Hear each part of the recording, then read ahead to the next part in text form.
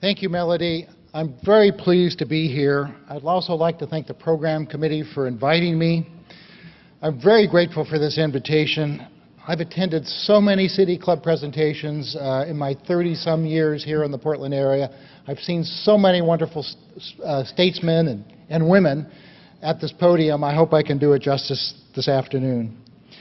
As noted in my introduction, in Melody's introduction, I became TriMet General Manager 20 months ago after 20 years at the agency. I inherited an agency that I think is inspired by a Dickens novel. I call it A Tale of Two TriMets. One is a tale of a world-renowned transit system with roots stretching back to the 1970s with the original transit mall. It's an agency that's an innovator in design and construction and delivering light rail projects on time and on budget, engaging local businesses and creating jobs. It's a leader in customer information, like Transit Tracker by phone, by internet, by text, with real-time arrival information. And in growing ridership, growing from 40 million rides a year in 1980 to 100 million rides a year today. We move a small city every day. As Melody noted, 330,000 times a day someone steps on a bus or a train operated by TriMet.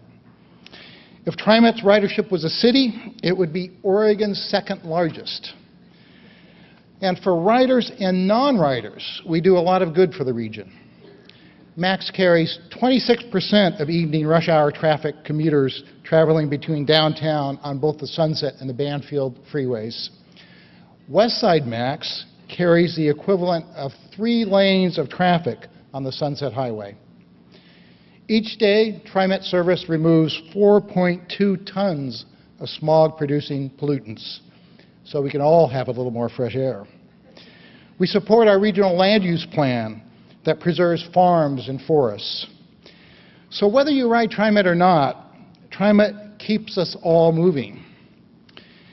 And in my first 20 months, I've continued to build on that legacy, and I've taken a number of steps to, I think, improve it over time. I changed the way we enforce fares. Many of you know I've elevated fare enforcement over education. I've added fare inspectors. I did this because I know if you paid your fare, you want the person sitting next to you to have paid your fare as well. It's a very simple message: pay your fare. I've refocused on safety. Just days before I was selected to be GM, TriMet suffered its most tragic incident in its 40-year history. 5 people were struck in a crosswalk by a bus in Old Town, tragically killing 2 young women. The agency responded and launched a comprehensive review of our bus operations, beginning with an evaluation of all of our 79 bus routes, including every turn and every stop. But I didn't stop there. I wanted to go even deeper, in effect, to create a shift in the entire culture at the agency. Today, safety is part of everybody's job description and everybody's job evaluation. Last year, every bus operator received intensive safety training that will continue annually. We are on our way to become a model system, again, that is not reactive to safety, but proactive, where we value every employee and every customer, and every employee has embraced safety as a core value of what they do every day. Like the 13 TriMet bus operators who have driven 1 million miles without a preventable accident. I've also changed our investments. TriMet's bus fleet, you may know, is one of the nation's oldest. Our extraordinary mechanics have used every trick in the book to keep our buses moving, even when parts are no longer made for some of them. Now, over the next few months, you'll begin to see 55 new buses plying our streets, providing more reliable and energy-efficient service. And I'm proposing another 54 new buses in the budget next year. There is no reasonable option except to take care of the heart of our system, which are our buses. Now, recall my story of the tale of 2 TriMets. Let me tell you now a little bit about that second TriMet tale. That of an agency that is slowly strangling from a union contract that desperately needs a reset. Now, I know we live in a blue state, and I'm in a pro-union city. I'm the son of a union machinist. I worked my way through college as a union retail clerk. So I know that what I'm about to say might make some of you just a little bit uncomfortable, and I apologize for that. But decisions have been made over the last 30 years that have gotten us to a place where TriMet union members have arguably the richest health care benefits in the United States. It's a contract so out of date that some of the work rules are over 30 years old and out of touch. And the rich health care benefits aren't just for active employees, but continue on with retirees, as I've often said, till death do us part. These benefits are unsustainable, they're out of step with our peers, and it puts us on a path to becoming a healthcare agency, not a transit agency. And I want to stress this is not about union rights. We are pro-labor with all the rights of collective bargaining. That's what our operators and mechanics who do an incredible job every day delivering service deserve. This is just about the math. As I mentioned, the benefits are among the richest in the country. Let me explain a bit. $5 copays, no deductibles, no premium contribution, no coinsurance, lifetime health care upon reaching age 55 with just 10 years of service, and it goes on. This translates to a Blue Cross bill averaging $22,000 per year for each union employee. Nearly twice the national average and twice that of TriMet's non-union employees. With no change in the year 2020, TriMet will be paying over 50% of its underlying payroll tax and health benefits to active employees and retirees, and that will continue to rise year after year. It's simply unsustainable. The contract with the Amalgamated Transit Union, the ATU, expired more than 2 years ago. You may not know that in 2007, the legislature changed the law to make bus drivers the equals of police and fire, making them strike prohibited. This means we are bound by interest arbitration, a process whereby a third party decides whether to pick the union proposal or the management proposal. Since then, I would say TriMet has found itself mired in what seems like a Byzantine arbitration process. The ATU leadership has used it well to engage in procedural gamesmanship, canceling negotiating sessions, stonewalling negotiations, picketing my house, but we haven't gotten to an agreement. Now, I'm the first to admit that TriMet has to learn new ways of doing business under this law, and we can't blame our predicament for this 2007 law alone. It took two parties to get here over the course of 30 years. We now need the two parties to come together and make changes. We can't afford another 30 years of service cuts and fare increases. Like all other working Oregonians, the ATU members must pay something for their health care benefits, hopefully with a plan that offers strong incentives for wellness. I call upon the ATU to sit down with us at a negotiating table to negotiate a trajectory to long-term sustainable benefits.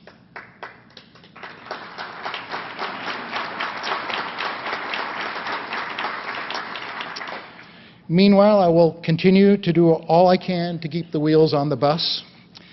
As allowed under state law, I froze the benefits to union employees after the contractual impasse step, requiring them to pay for the increased cost of health care, and froze their cost of living increases at that same point. Now, this too is being appealed by the ATU, but my message is simple. We must start now to reform this contract if we are to have a successful TriMet in our future. Another great challenge for us has been the Great Recession. It has impacted, obviously, every business in our region, and TriMet is no exception. We reduced our budget by $60 million over the last few years. We've eliminated 200 jobs and laid people off.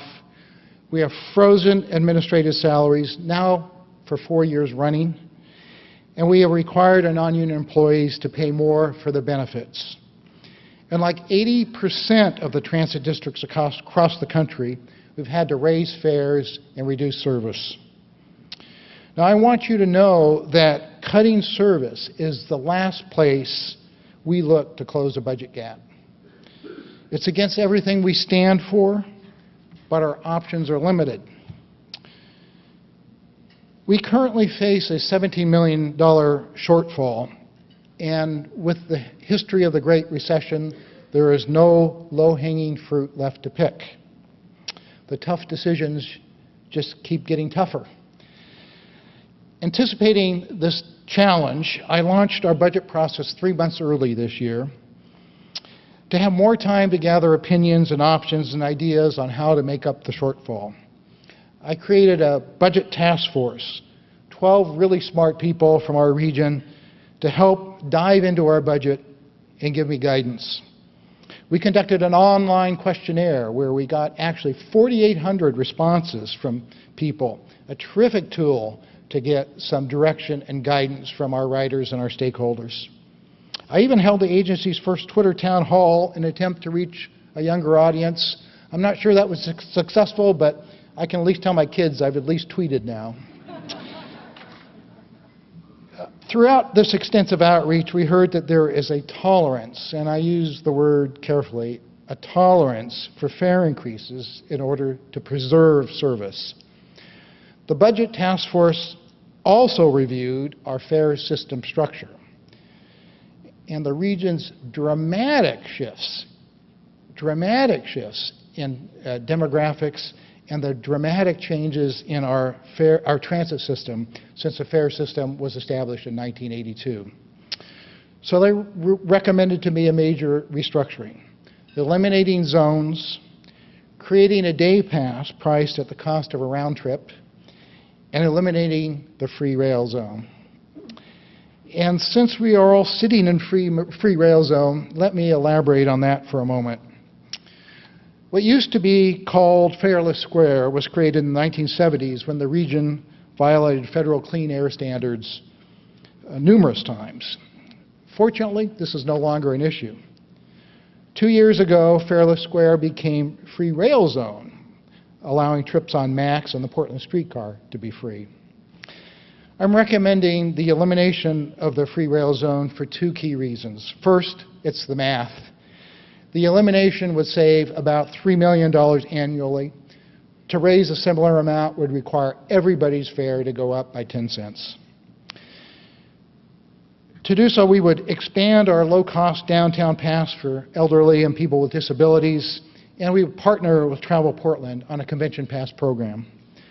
This would support that important travel and convention business that also supports many jobs in this area and in our region for our residents.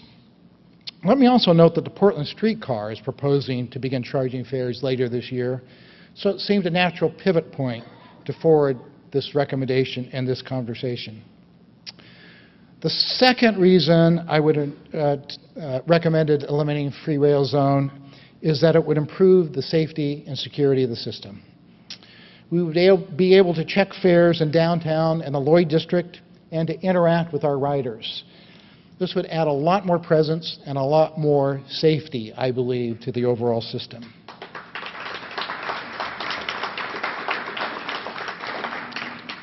As we finalize our budget, we will continue to listen.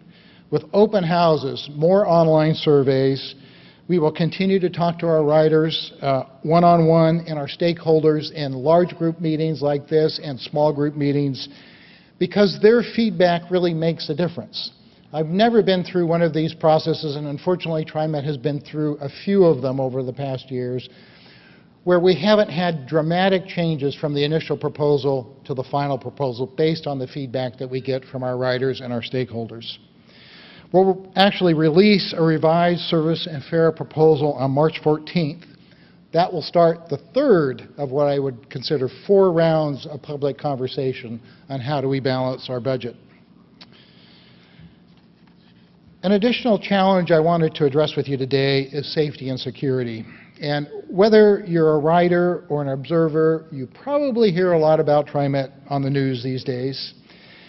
Obviously, this group knows very well that what happens in our community will also, at times, happen on TriMet.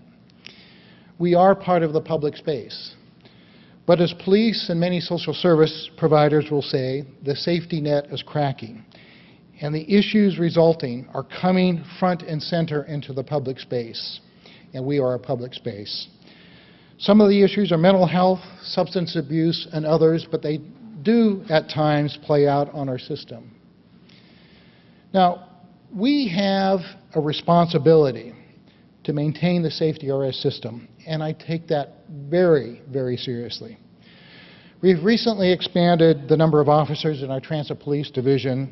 We're now up to 62 officers, and they spend 70% of their time on the system itself. We also pay for a Multnomah County Deputy District Attorney to ensure any illegal activity on TriMet, whether focused on operators or employees or riders, will be prosecuted. And as I always say, if you want to commit a crime, we're the last place that you want to do that. We have cameras everywhere, every MAX platform nearly, and nearly every train and most buses. And in our upcoming budget, I hope to add more presence on the system. Now, let me return to the tale of 2 TriMets. Regarding the first tale, we have a tremendous system serving a great community. Ridership continues to grow across our entire system, including double-digit growth on our 2 newest expansions, the Max Green Line and West Commuter Rail. We outperform any other U.S. transit system our size. We're 24th in population, number 7 in per capita ridership. And borrowing a line from one of our honored guests today, Congressman Earl Blumenauer, we outbox our weight class. There isn't a week that goes by where a city or transit district from across the country and even the world wants to know how to replicate our success. The Federal Transit Administration uses us as a model on how to design and build our rail system and involve the community in building it, particularly small and emerging businesses and communities of color. Transportation Secretary LaHood calls us a template for America. Now, I've been at TriMet, as you heard, for 20 years and spent most of my career building that light rail system. But I can tell you its success is directly tied to the regional partners that help make it happen. First, the federal government, led by a unified bipartisan Oregon delegation, has been one of our keys to success. Metro.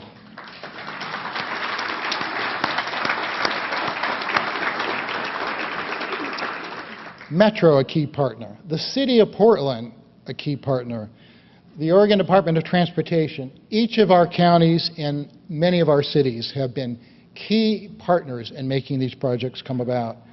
And while I know the rail system sometimes gets the headlines, don't forget our success is also directly tied to our bus system.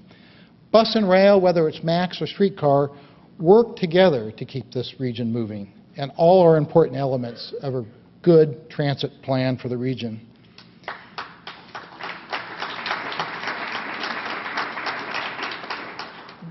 Despite the challenges of the day that you've heard some about, I am also focused on the future. I tell my staff they have to chew gum and walk at the same time. While we serve our riders today, we must be prepared as 1 million more people will live in this region over the next 20 or so years. And we're not going to build any more freeways or major arterials to carry them. And as we age, at least as I age, lately in dog years, we aren't going to be driving forever. We also know transit will be an important contributor to making us energy independent and reducing carbon emissions. This means transit must play an ever more important role in the future of this region. We're now building our 6th MAX line, the Portland to Milwaukee light rail project. It extends from PSU to South Waterfront over a new multimodal bridge to OMSI, Southeast Portland, Milwaukee, and North Clackamas County. We're building the first bridge over the Willamette River in more than 40 years, and I'd like to think of it as our bridge to the future. Just last week, President Obama in his budget called the Portland-Milwaukee project an integral part of rebuilding the nation's economy. His budget recommended $100 million for the project. The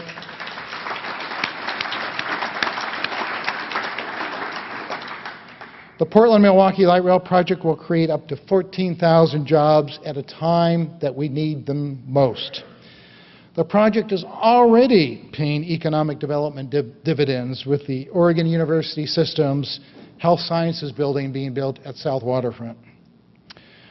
To do all of this, it takes partnerships, and I'd like to thank some of those partners. Again, our federal delegation, the Federal Transit Administration, the Oregon Legislature, ODOT, the City of Portland, OHSU, PSU, the City of Milwaukee, and Clackamas County, all are partners in making this project come about.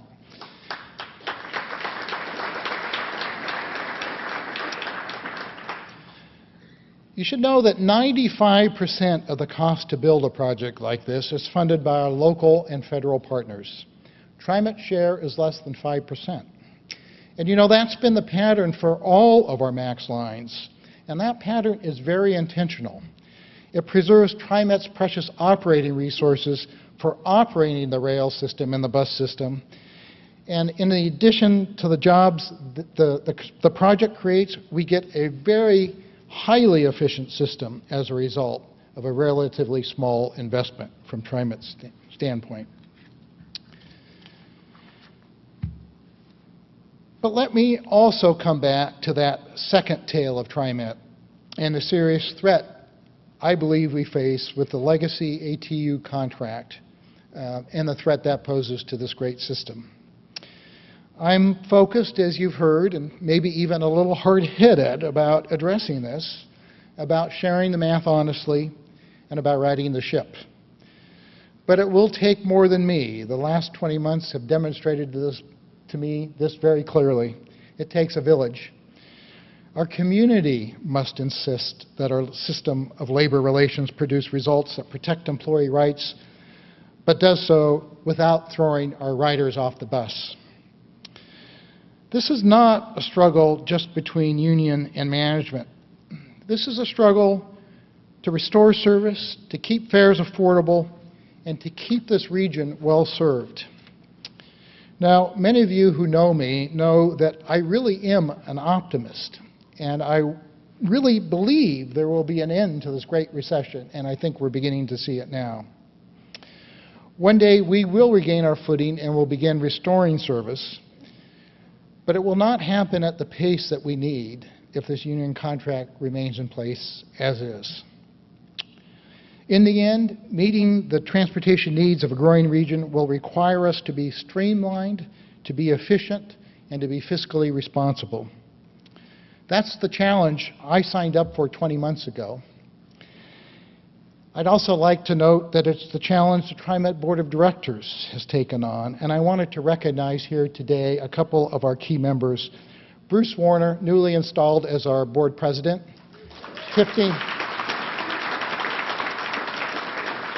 Tiffany Schweitzer, our senior member of the board, our board vice president. I also believe board member T. Allen Bethel is here, as well as Craig Prosser.